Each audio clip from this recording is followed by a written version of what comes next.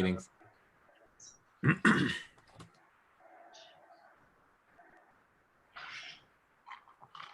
Okay, we're going to get started. Thanks so much to all of you for joining us on what I know is a very busy day.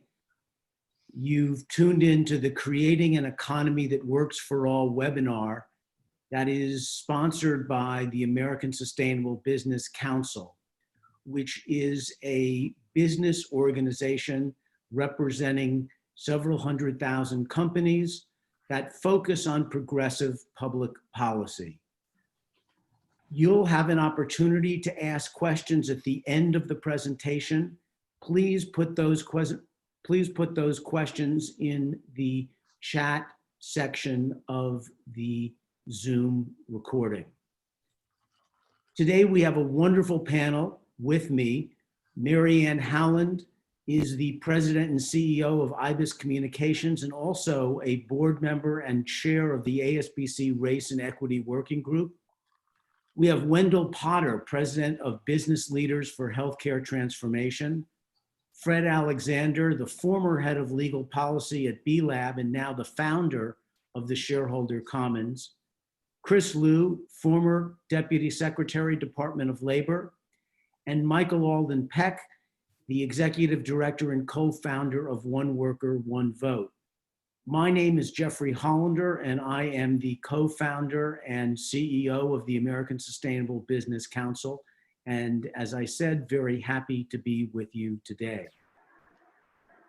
The COVID-19 crisis, together with the outrage about ongoing racism in America, has revealed what many of us have always known. Our current system of capitalism is broken and does not work for most Americans. As Pulitzer Prize-winning journalist Stephen Pearlstein recently wrote, our economic system has run off the moral rails, offending our sense of fairness, eroding our sense of community, poisoning our politics, and rewarding values that easily degenerate into greed and indifference. This dysfunction was clearly recognized by a recent Harris poll, where 75% of Americans said that our current form of capitalism doesn't ensure the greater good of society. And only 29% of Americans believe it produces the kind of society they want for the next generation. Back in December of 2019, which seems like a very long time ago, ASBC launched its work on creating an economic system that works for all at its Washington, D.C. summit. And in March, ASBC launched its multi-stakeholder working group. This working group has identified the most important business-related public policies required to create an economy that works for all. And we'll be discussing some of those policy initiatives today.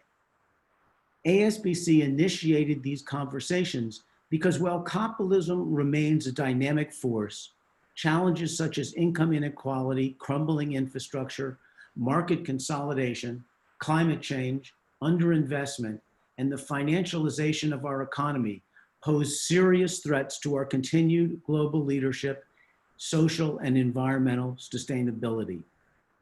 Many across the company view our current capitalist system as rigged and not working for them. In recent history, management of business has focused on maximizing value for themselves and their shareholders. But a growing chorus of finance experts has argued that this narrow focus has come at great cost to customers, employees, suppliers, and communities who have a large stake in our economy. If our economy is to work for all, then business leaders have to implement ways to simultaneously address the priorities of all stakeholders, not just their shareholders. This critical transition will also require many changes in culture, compensation, ownership, and the careful measurement of business performance, as well as the passage of public policies that are based on serving the needs of all stakeholders. Such is our task, challenge, and focus today. Racial equity must also be a foundational part of any public policy recommendations that seek to create an economy that works for all. One of the critical benefits of diversifying our economy and fighting systemic racism is captured by a report that analyzed consumer spending, which from the racial gap that we have in the US would generate an additional $191 billion spent on food, $500 billion spent on housing, $52 billion spent on apparel, and many, many more dollars spent by people that are today disenfranchised by our current economic system. The elected leaders working with business and other stakeholders must craft with us policies that address these challenges we face. And the ASBC Council is committed to influencing policies, policymakers, and regulators on economic, environmental, workplace, and social issues that foster a broad-based prosperity. What is required is a bold, integrated approach to complex, comprehensive, systemic change, along with a new mindset and practical working relationships where organizations collaborate in a highly integrative and interdependent way. Some of the specific policy recommendations that we are advocating for, and I'm just going to touch on a few of them because our panel will be addressing them as well, is limiting the corporate takeover of our political process by limiting the use of lobbying and money in politics. An important concept called full cost accounting that is necessary to ensure that companies measure and account for the externalities that are presently shouldered by society and the environment. We must work towards the development of full cost accounting, which has been stewarded in part by a project at the Harvard Business School under the leadership of George Safarim. Improved governance is also required, and the active enforcement of antitrust legislation to prevent business monopolies that raise prices and create unfair competition. We must also invest in clean technology manufacturing, restrict stock buybacks by large companies, and increase taxes on wealthy individuals through a wealth tax. We have many, many more things that we'll be touching on today, and I want to now kick off this seminar by letting Fred Alexander speak about the public policy issues related to corporate governance and increased fiduciary responsibility. Fred? Jeffrey, thanks a lot. That's a fantastic introduction. And I just, as you walked through all that, I could hear just like every issue that we're facing and the difficult issues that we're facing. And what I want to talk about are not sort of all the specific elements of regulation that are necessary to keep business like within proper lanes, but rather a sort of a concept of what it means to own and steward capital through the financial system. And I think, this is the ASBC business, so that to some extent we're all capitalists and we all believe in markets and using those markets to allocate and price resources. And we understand that we've tried the other version, the command economy throughout history, and those haven't worked too well. So we're all sort of believers that by using markets, you can create a lot of value. But I think what we're coming to understand more and more every day is that even though the profit motive can lead to value creation, profits do not equal value. They're good profits that come from innovation and efficiency, and they're not so good profits that come from exploitation of common resources and vulnerable populations and exploitation of power relationships. And those aren't good, and they hurt all of us. And what we really need to do, and we have a financial system that sort of still looks at profits as the perfect rule of thumb for creating value. And as a result, we have things like fiduciary duties of directors, where the focus of directors continues to be, and it's a combination, I would say, of law and cultural norms, but you're successful when you create a lot of profits and your stock price goes up. You're not considered successful if that doesn't happen.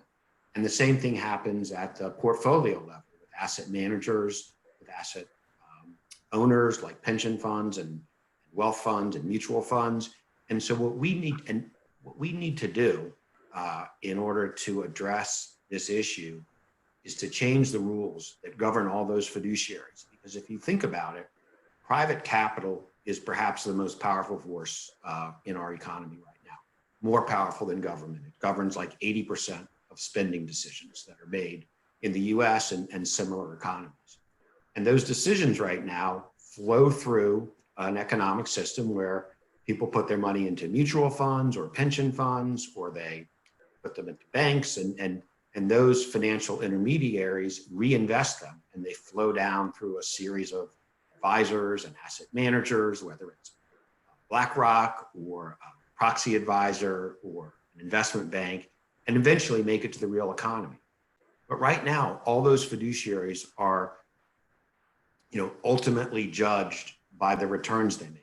And what we need to do, and we have the ability to do through legislation and regulation, is to shift the purpose of managing assets, and not shift them so that the idea isn't to make a profit, but shift them so that the idea is to make good profits. So in other words, we want to take exploitive profits off the table. So if we can change the fiduciary duties of asset managers, of corporate directors and executives, of asset owners, to say, yes, your job is to take the savings that you're shepherding and earn the best return you can, that's fine, but it has to be the best return within a set of guardrails so that workers are not being exploited, the environment is not being exploited, we don't continue like all the injustices that our economy is built on. And this can be done. We're working on a white paper at the Shareholder Commons, where I'm the CEO, along with B-Lab. And the appendix to that white paper is going to suggest an entire suite of federal regulation that would alter fiduciary duties up and down that investment chain.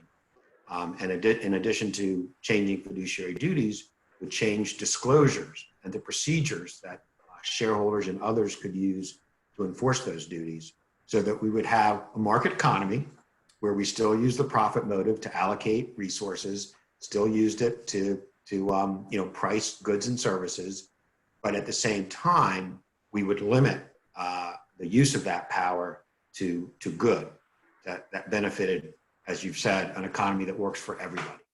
And that's our proposal, and that's has been our contribution to the ASBC legislative work product. Thank you so much, Rick. Let's go next to Marianne Howland. Well, thank you, Jeffrey, and fellow business leaders. Good afternoon from Nashville, Tennessee. Well, everyone, this is our moment during a health crisis that has a death toll of over 170,000 souls and rising, that continues to fuel an epic economic collapse.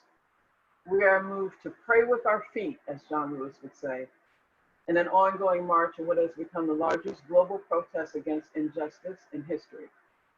What has appeared in stark relief are the ravages of classism and systemic racism. We now have the crystal clear definition of who are our essential workers, the vulnerability of businesses, and the severe impact on minority-owned businesses in particular, and our communities. We see the impact of classism and systemic racism on jobs, wages, food, and healthcare as we witness home evictions and day-long food lines. The question we have to ask ourselves is this who we want to be? Can we be better, do better? We know we can. We did in 2009 when Barack Obama and Joe Biden brought us out of what was then the worst recession since the Depression and set us on a steady path of economic growth for the longest period in history. They saved the auto industry and saved tens of thousands of good-paying jobs and related businesses. The impact on minority communities and minority-owned businesses was exponential. Today, a recovered auto industry was able to pay back America by mass production of masks desperately needed to protect Americans during this pandemic. Think about that. The American Sustainable Business Council Race and Inequity Working Group was created to address the inequities prevalent and pervasive in the economic and social construct of the United States and to hold our legislators on both sides of the aisle accountable to racial and economic justice. We ensure that the dignity and respect of diverse perspectives, voices, and values of a multicultural America are heard and reflected in our policy work for creating an equitable and compassionate economy for all. We collaborate with ASBC's policy team to gather support on issues that have a disparate impact on minority communities, African Americans, Latinx, Asian Americans, Native Americans, LGBTQ, our veterans, and people with disabilities. From climate to healthcare to infrastructure, we represent founders of minority-owned businesses and the voices of representatives of organizations who are committed to a movement for racial equity and justice on critical issues such as access to capital, investment inequality, and community investment, such as the Save Our Streets Act, which is groundbreaking legislation led by Senator Kamala Harris and Representative Ayanna Pressley that provides federal support to micro businesses through America during the COVID-19 crisis, and the Climate Equity Act, a platform for an asset-based approach to building equity and racial diversity with new business opportunities and new jobs.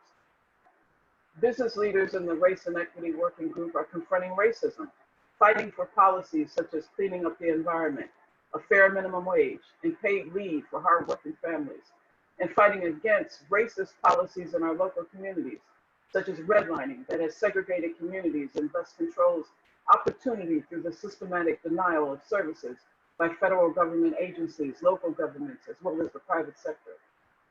We are at work on police reform that protects the rights and the lives of citizens and represents the interests of socially responsible businesses.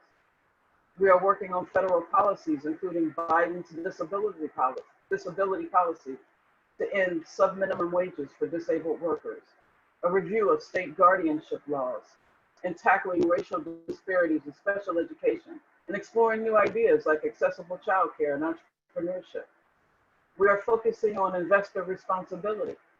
When firms owned by women and minorities combined manage just 1.3% of assets in the $70 trillion asset management industry, we have work to do to improve representative numbers of Black people, Indigenous people, people of color, and women in positions of decision-making power in all sectors, but especially in the financial markets. This includes boards, C-suites, asset allocators, and fund managers. When we achieve equal representation in leadership positions, we will be able to identify community-centered business solutions that are logical and meaningful for our future. We are working on racism in the food system. Food justice includes development of urban agriculture projects and neighborhood kitchens, and economic development initiatives to relocate healthy grocery environments in low-income communities. Food justice includes the guarantees that fair proportions of public funding from the USDA and some states will flow to farmers of color and women who have traditionally been excluded due to documented and adjudicated acts of racism or sexism. Food justice includes land grants to farmers of color who have been systemically kept from owning land or had their land stolen. And our highest priority right now is protecting the election and election reform, starting with restoring the John R. Lewis Voting Rights Act, ending voter suppression, reinstating voting rights to ex-felons, ending gerrymandering, and taking money out of politics to rebalance our politics and government by putting the rights of individual citizens before the privileges of concentrated money, corporations, unions, political parties, and super PACs.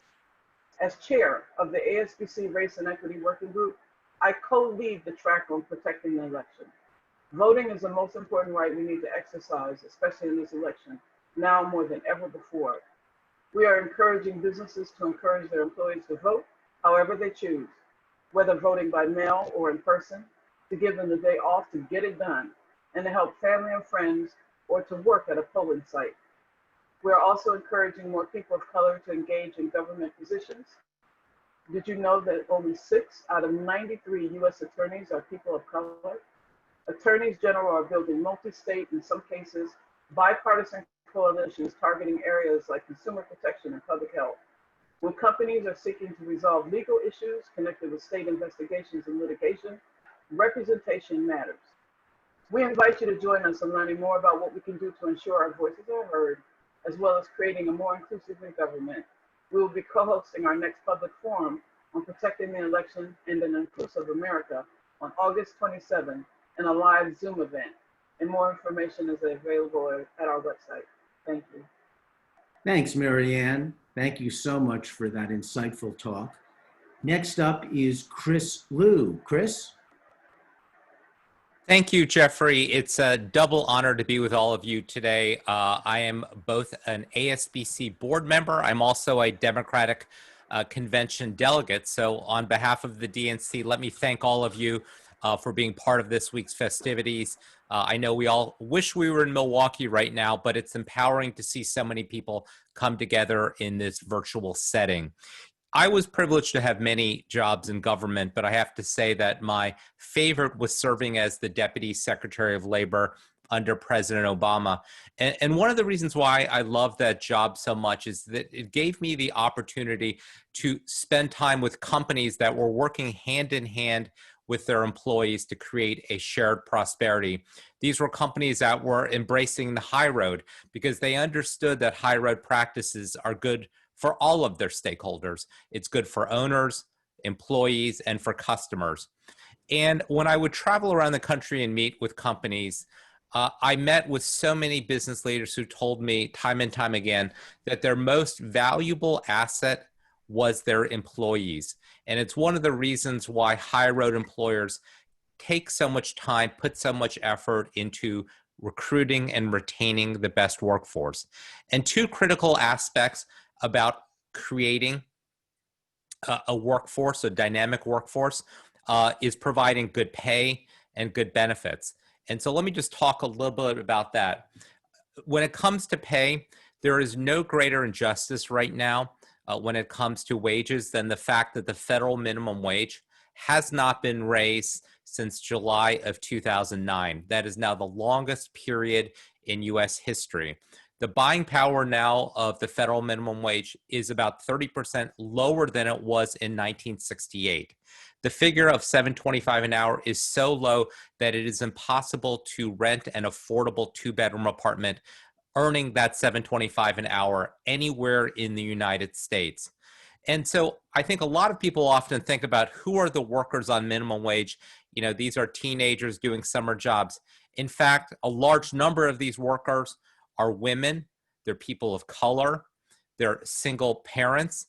And as we have seen during the pandemic over the last 6 months, far too many of these workers who are really doing the critical work are those essential workers that are working at nursing homes as health aides, the people stocking shelves, the people working as first responders. Another critical aspect to growing a dynamic workforce is benefits. And one of the most important benefits that is lacking for many Americans right now is paid sick and family leave. Now, we've always understood, business leaders have understood, that providing paid leave helps recruit and retain women. But what's remarkable is that until recently, no one has actually tried to quantify what the impact of paid leave policies are. And that's why I was so happy that ASBC last November released a study that for the first time put a monetary value on paid family leave policies and found that companies with paid leave policies average increases of about 4.6% in revenue and 6.8% in profits. So it's not only good for recruiting and retaining employees, it's ultimately good for the bottom line. And again, over the past 6 months, the pandemic has laid bare the importance of paid leave, as now more than 5 million people have been infected with COVID-19.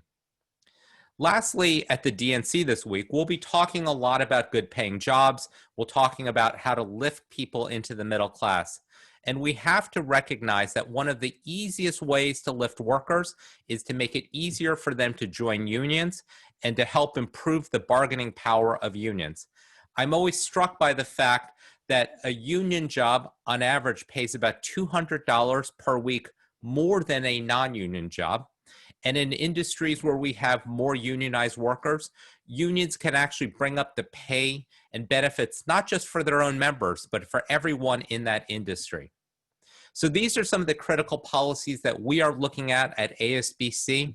And while the last 3.5 years have certainly been discouraging in terms of getting action from the White House and the Senate on these initiatives, what has been so encouraging is that when it comes to paid leave, when it comes to higher wages, so many cities and states are taking action on their own. And so many companies, just as importantly, have begun to adopt these policies because they understand that the high road is the smart road, and it's critical not only to growing their businesses, but to creating a more prosperous economy. Thank you.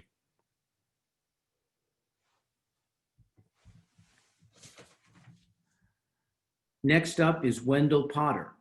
Wendell? Jeff, thank you very much. And thank you all. It is a great honor to be a part of this, and greetings from Philadelphia. You've heard some of the numbers that I'm going to mention in a minute. But as you hear them, I want you to keep in mind that I'm talking about real human beings.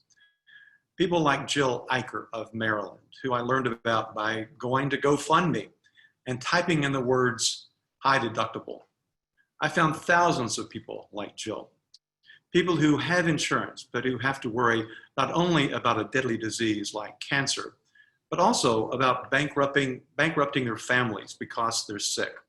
Remember, Jill and thousands of others who are begging for help on GoFundMe have health insurance, and many of them still have jobs. Thousands of others who've lost their jobs this year are also having to turn to GoFundMe in the United States of America. Since the beginning of this pandemic, 46 million US workers, maybe more, have lost their jobs, at least temporarily. 10 million or more of those jobs are not likely to come back anytime soon, if ever. An estimated 5.5 million of those workers also lost their health insurance, but that number is actually misleading. That's because most of those workers have families. So now those workers and their families have been forced into the ranks of the uninsured. Those are numbers you've probably seen or heard in recent months. Here are some facts and figures that haven't made as many headlines, but they are every bit as alarming. The pandemic has laid bare just how broken our healthcare system still is. 10 years after the passage of the Affordable Care Act, which I supported and fought for, and which has done a world of good. But one very big thing that was failing us when the law was passed, and is failing us far more now, is our employer-based system of health insurance. In 1998, the total number of people covered by employer-based insurance was 156.1 million. 20 years later, 20 years, in 2018, it was 156.5 million. You might be thinking, well, at least it's stable. But know this, the US population has increased by 55 million since 1998. And you can be certain that because of the jobs lost during this pandemic, the total number of people getting coverage through their employers is now far less than it was in 1998. Here's another way of looking at it. When the ACA was passed in 2010, nearly 70% of businesses offered health insurance. In 2018, 2 years before this pandemic began, the percentage had dropped to 46.8%. You heard that right. Fewer than half of our employers are now offering health insurance. This is a huge drop in just 8 years, and you can be certain it's still dropping. I lead in an organization affiliated with ASBC that represents businesses across the country, more than 3,200 at last count. Many of those businesses were struggling to offer benefits before the pandemic. Now almost all of them are struggling. Many are no longer able to offer coverage to their workers, and many others never could. Here's why. The year before the ACA was passed, the average premium for employer-sponsored family coverage was a little more than $13,000. Last year, it was nearly $21,000. To help offset those huge annual increases, businesses have been forced to make their workers pay more and more of the total cost and more out of their own pockets. So you see the ACA has done not nearly as much as it should to slow the cost of healthcare premiums or the cost of healthcare overall. But as scary as those numbers are, it's far from the only story. To paraphrase James Carville, it's not just the premium, stupid. out-of-pocket costs for people with insurance has grown at an even faster clip than premiums. The average amount of the annual deductible for families increased 55% between 2010 and 2016.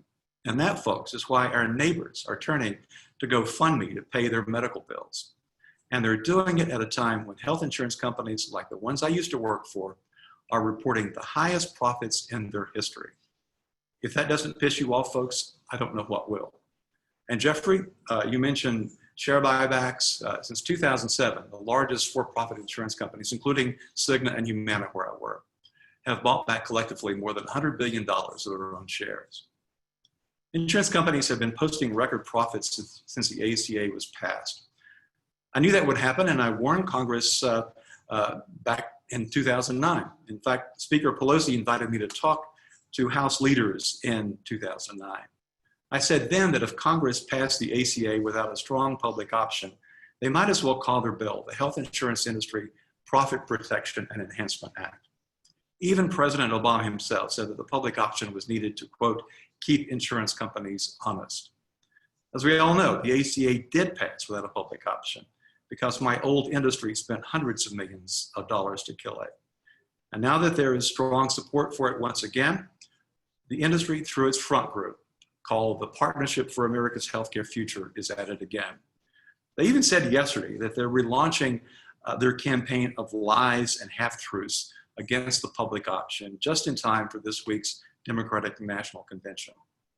To make Wall Street happy, the big insurers have also systematically reduced our choice of doctors and hospitals by slashing their provider networks whenever they want and without regard to quality. And that is why we have surprise bills. And they've ramped up their prior authorization requirements, which means doctors have to spend even more time begging insurance company bureaucrats to approve a treatment or medication that their patients need. This practice alone leads to an untold number of deaths because of needless delays. But Wall Street is happy, and for these companies, that's all that matters.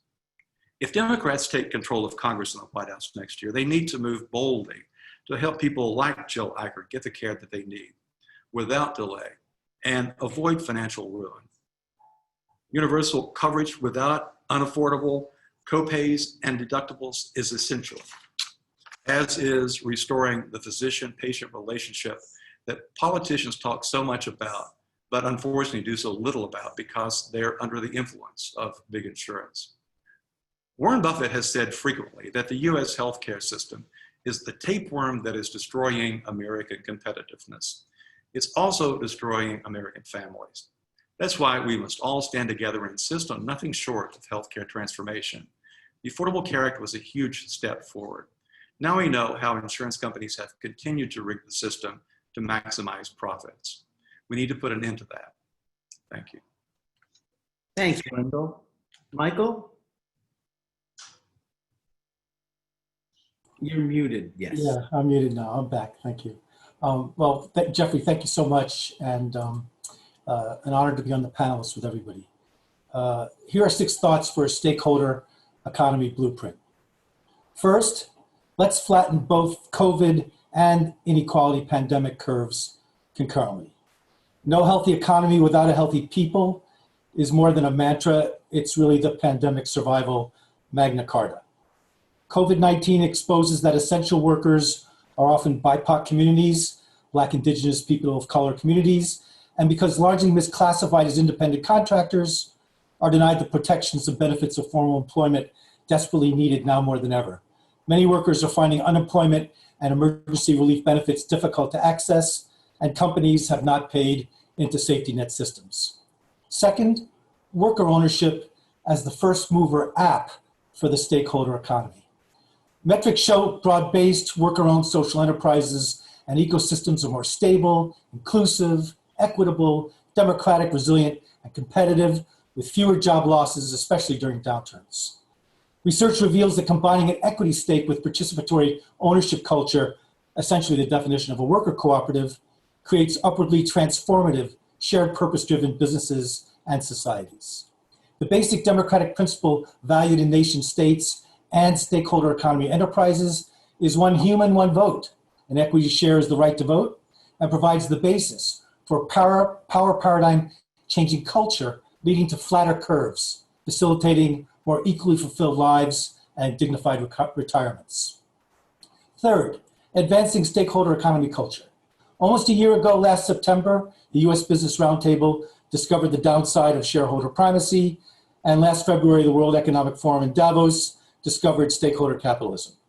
This is all about uplifting and transforming the culture of capitalism, flattening those curves, shortening the long arc of justice, opportunity, and freedom to self-actualize. Pandemic winner and loser countries show daily that everything is downstream from culture. Better results require better culture, and culture is not plug and play. It's organic and purposeful. Fourth, strategies. We can start by recognizing and organizing the growing divide between worker ownership and employee ownership communities. They used to be more or less the same, but no more. The Census Bureau estimates America's multiracial population will triple by 2060. In early 2019, a year before the COVID explosion, the McKinsey Global Institute reported that the search for low-cost labor was no longer a primary driver of global trade. Less than 20% of goods traded today is based on companies seeking the lowest wages around the world. The new focus is on higher collaborative skills by an empowered, self-actuating workforce. Conversions. Increasingly, both social impact and traditional hedge, pension, private equity investors seek to finance worker takeovers of companies for uplifting social reasons when stakeholder-owned firms' superior resiliency and performance improve returns. For social impact capital investors, the S for social in ESG's, environment, social governance metrics, dominates and is based on resiliency algorithms. Resiliency and stakeholder ownership are inseparable. One provides the roots and rationale for the other. Fifth, tactics. Let's invent more hybrid, inclusive shared ownership models, combining and integrating union co-ops, benefit corporations, democratic ESOPs, ESOPeratives.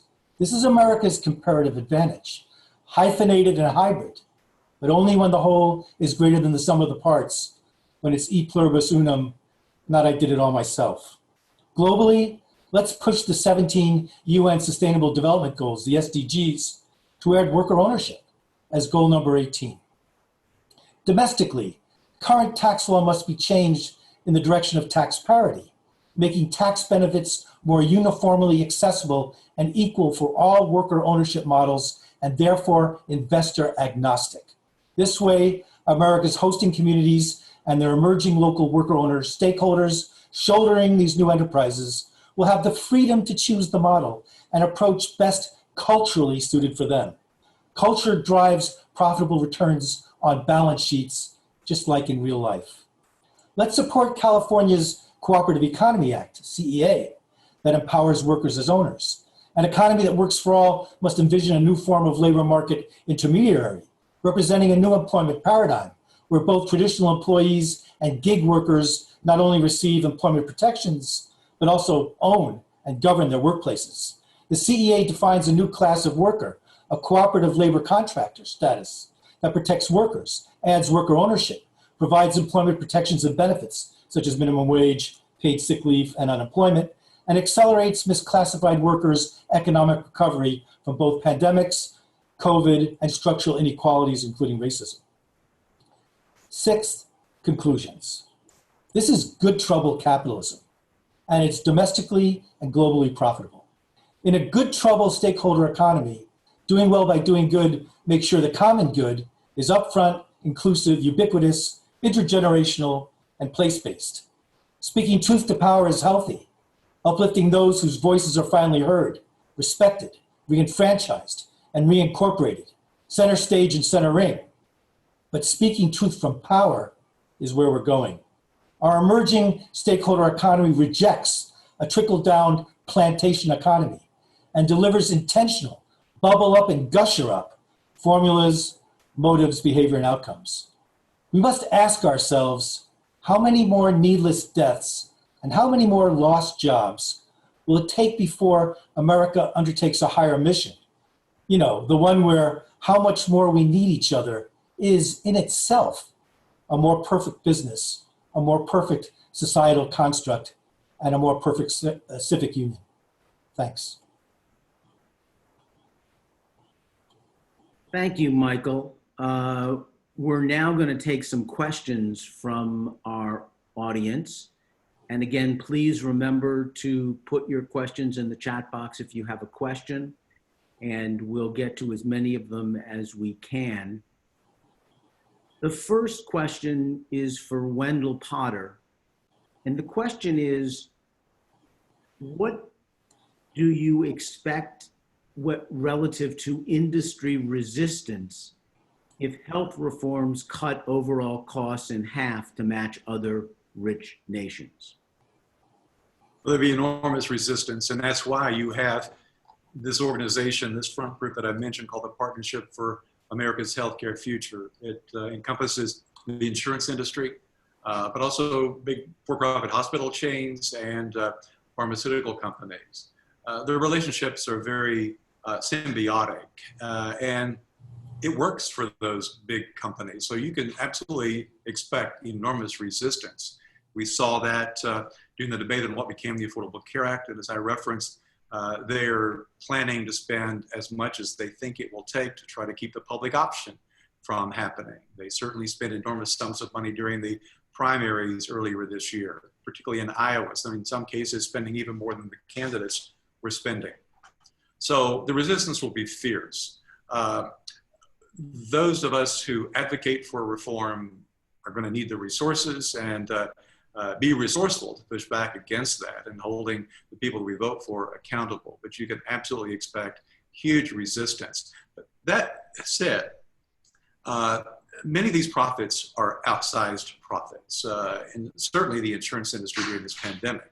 But even on the provider side, in many cases, the revenues and profits are unnecessary for them to continue to provide their goods and services and also make a profit. So they'd rather not make less. No one wants a haircut. But these companies can survive and do quite well even for their investors. Thanks, Wendell. And a related question that maybe Rick, you can tackle. If they're good profits and bad profits, is there also a place where too much profit is not a good thing? Should there be limits on how much money companies can actually make? Or if they're good profits, should they be able to make all they want? So that seems like a question that goes a little bit beyond, because, you know, I'd love it if we had that problem, that we wiped out the problems of people profiting from carbon emissions that were more than their fair share, profiting from paying less than a living wage, profiting from, you know, having supply chains that haven't been properly audited for human rights. We got rid of all that, and then we had some still super high profits that we needed to redistribute. And I think that might even just sort of go beyond what I've thought about in this context, although I certainly think there's a place in the public debate for proper redistribution and focusing on, you know, even if you make your profits the right way, it's often the case that the original work came from government-funded work. Think about all the profits at Facebook and Google and Apple. That's all based on the internet, which all came from DARPA, which was, you know, funded by us. So I think there are probably mechanisms to address that, although that might be outside the guardrail concepts that we talk about. And Rick, another question for you. What kind of mechanism would prevent companies from being publicly traded unless they were B Corps? So, you know, I think ultimately all companies, in order to have a charter, which gives you some very valuable things, it gives you limited liability for your officers and directors and stockholders. It gives you perpetual life to enter into contracts. It's a very valuable franchise. And back in the day when corporations were invented, you couldn't just file and get a charter. You had to show like a public benefit. You were going to build a bridge or make a canal in order to get that benefit. And for complicated historical reasons in the 19th century, we switched to having everybody gets a corporation who wants one.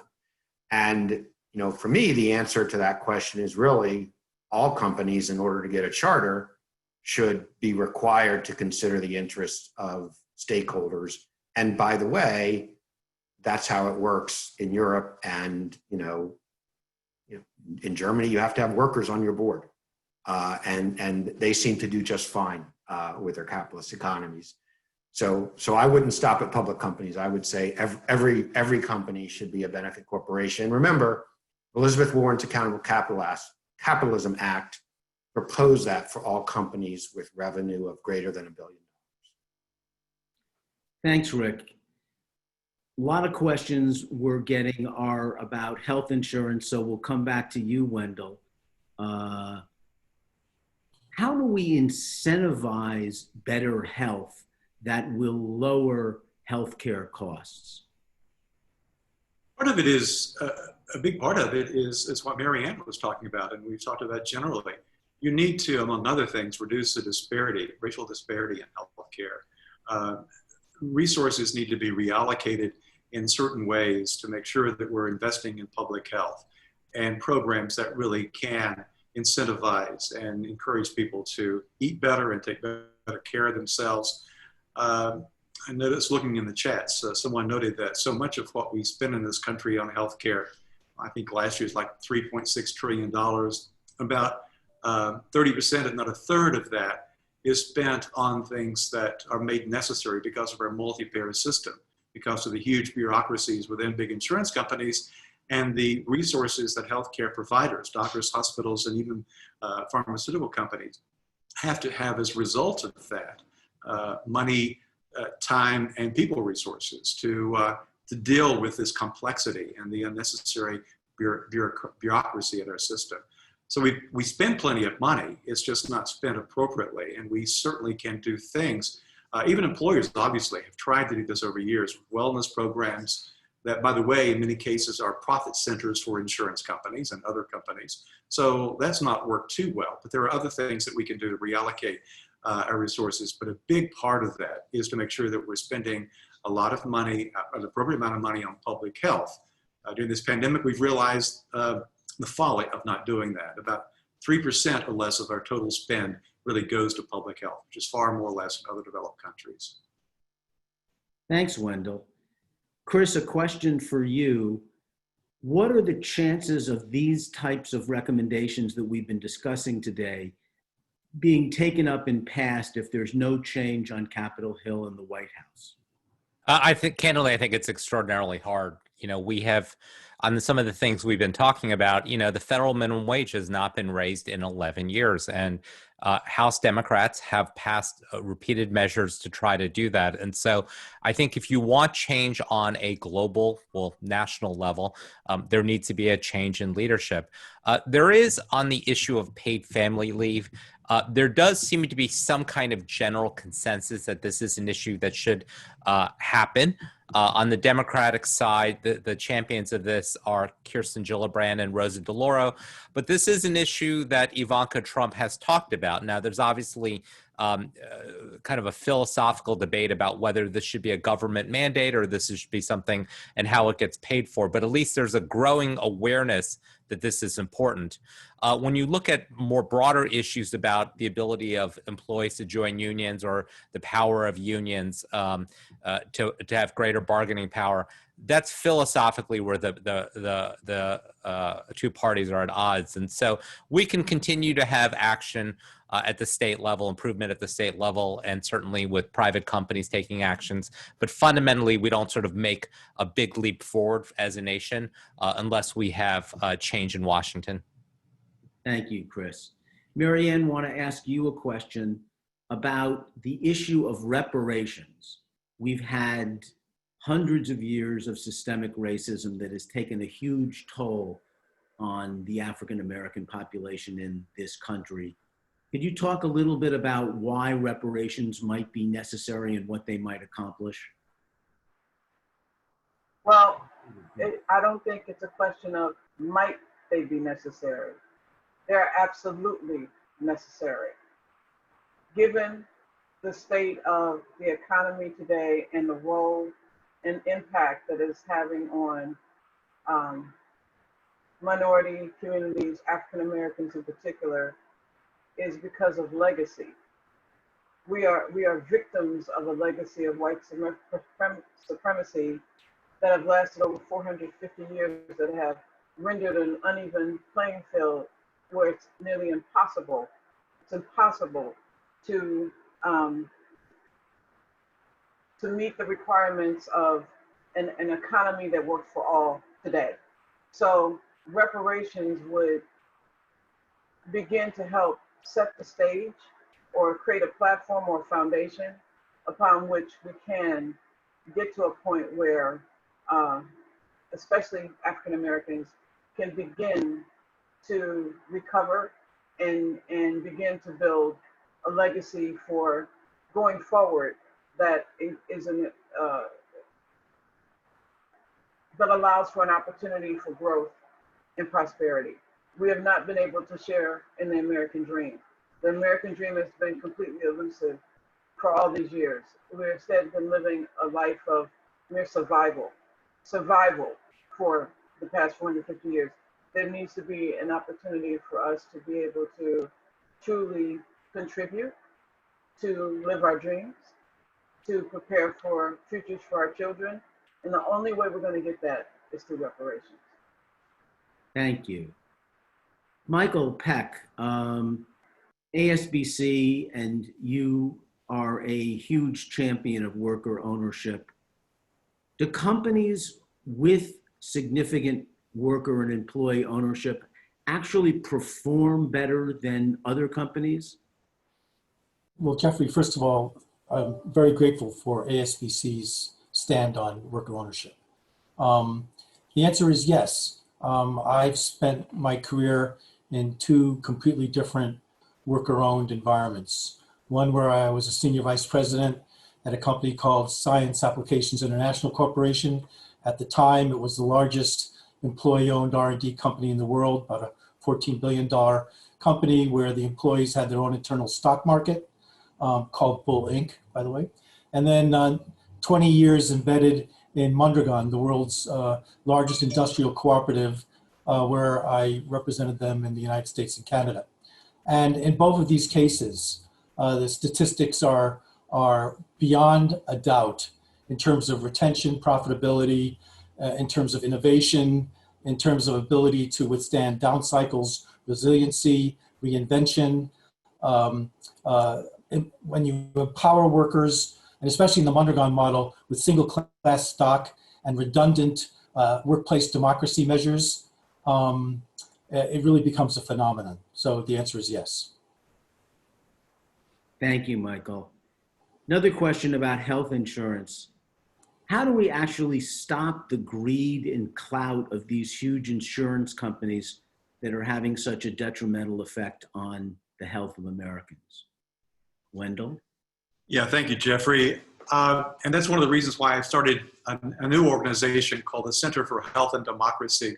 I encourage everyone who advocates for healthcare reform to also advocate for changing our corrupt political system. It's been referenced earlier, but it absolutely is essential. Before we can move forward on any front, whether we're talking about healthcare or climate or whatever the issue is, we've got to curtail the power and influence of the entrenched special interests that spend enormous sums of money to influence public opinion, public policy, and campaigns.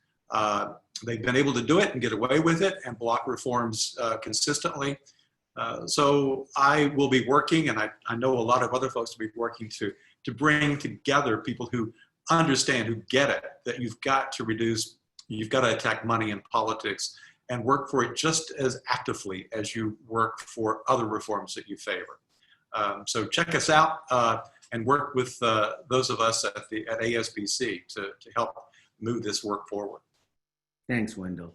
So I want to give everyone a chance for just one last thought for our audience before we close out today. one thing that you'd like people to really remember. Mary Ann, why don't you go first? Well, I expect that many of you, like me, had tears rolling down your cheeks last night listening to Michelle Obama talk about a return to decency, dignity, and respect. And like you, I missed soothing and rational words of eloquence, wisdom, compassion. And they say you can judge a person by the company they keep. Jill Biden, Barack and Michelle Obama, Kamala Harris. What more does one need to say? I'm voting for Joe Biden and Kamala Harris, our historic Democratic presidential ticket for the White House, the People's House. President Joe Biden will remove the wall around the White House and return ethics and decency to our democracy for the people. Return us to a path for a brighter future for environmental, social, economic, and racial justice. And Vice President Kamala Harris made the ticket even better to prosecute policy that works against the business case for a compassionate economy, an economy that works for all. And finally, on a personal note, as a business owner and a single mother of a son with a disability, I know all too well what it means to fight for your fair share on an uneven playing field, to be responsible and accountable to people who rely on you for their economic well-being, and for justice every day for those marginalized and most vulnerable, that they are recognized as equity stakeholders in a compassionate economy. I know and respect a fierce mother, protector, teacher, mentor, and advocate when I see one, and my son does too. And he and I are both proud to be able to vote for a strong Black woman in Kamala Harris, a fellow justice warrior. She is the perfect vice president to work alongside our next president, Joe Biden. Biden-Harris for the people. Rick, a closing thought? With Mary Ann, you always feel like there's a drop the mic moment, so it's hard to follow her. But I will just say that the work the ASBC has done in putting together this program, and this platform is incredibly important. And the piece of it that I focused on, which is that investors and owners of capital, which is everyone, not just some people in pinstripe suits in Wall Street. It's everyone through their pension funds, their mutual funds, their bank accounts. We're all involved in this game, and we've got to learn and start practicing the fact that profit is important, but profit is not everything. And there's other values that we've got to instill in our businesses. And if you're interested, we've got some very active programs at the Shareholder Commons that are gearing up right now. And you can check out our website. Thanks, Rick. Chris? Well, first of all, I will echo everything that, or second everything that Mary Ann said. I'd also say that on the ballot in November is not just two candidates, but I think just two broader visions about where our economy should be. Should it be one that is a more inclusive economy that tries to lift people up, that provides a robust safety net for those people that are out of work or need help, or is it a more cutthroat kind of economy that's based on tax cuts for the wealthy and the continued trickle down theory of economics that we've seen fail so many times, and all of the inequalities and all of the inequities that we have seen have just been laid bare by this pandemic. And so it's certainly my hope that at this moment we choose a theory and a view of the economy that is far more inclusive and far more supportive. Thanks, Chris. Wendell? I too would second what everyone has said. We can have a better healthcare system. There's no reason in the world why we have to spend twice as much per capita as the average of other developed countries and have worse results. Under the leadership of President Obama and Vice President Harris, we can move forward. We need to apply pressure on them to keep moving in the right direction. We also need, just to reiterate, to reduce the power of those entrenched special interests that keep us from getting the system we need. Outfits like the Partnership for America's Healthcare Future need to be exposed for who they are, where the money comes from. We will be following the money. We'll be helping people understand who is on the take from the industry, and here's what's holding us back from getting the healthcare system we need. Thanks. And Michael? Yeah, well, first of all, Jeffrey, thank you and ASBC for putting this together. And of course, I second and third and fourth and fifth what everybody said on their concluding remarks. You know, America has a lot of very interesting prototypes all around the country. In our movement, we have Co-op Cincy, we have Co-op Dayton, right in the heart of Trump country. We have the Central Brooklyn healthcare ecosystem. There's one in the Bronx, there's in Madison, Wisconsin, Austin, Texas, we're helping one, Southwest Ohio, there's Albuquerque, New Mexico, Oakland, California. These ecosystems are happening all over the country. They're profit seeking, but they're also purpose driven and shared value constituted. And you're seeing this rising of this new American economy right before your eyes. And these ecosystems are now interconnecting and helping each other with shared experiences and best practices. So keep a watch out. You're starting to see think tanks recognize this. Every once in a while, the New York Times or somebody will write about it.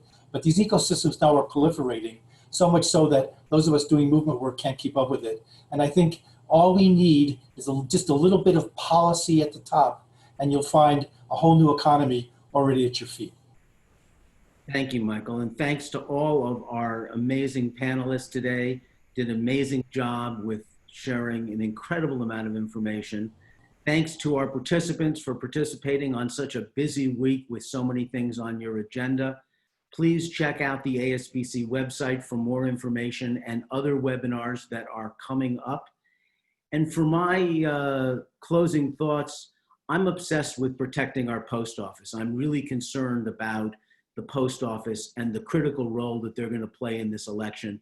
We all need to get vocal. We all need to make sure that our government knows that they can't hurt the post office and prevent people from voting by mail. So have a great rest of the week. Thank you all very much. And hopefully we'll see you soon on another webinar. Bye-bye. Bye-bye. Thank you, Jeffrey. Thanks, everybody. Bye-bye.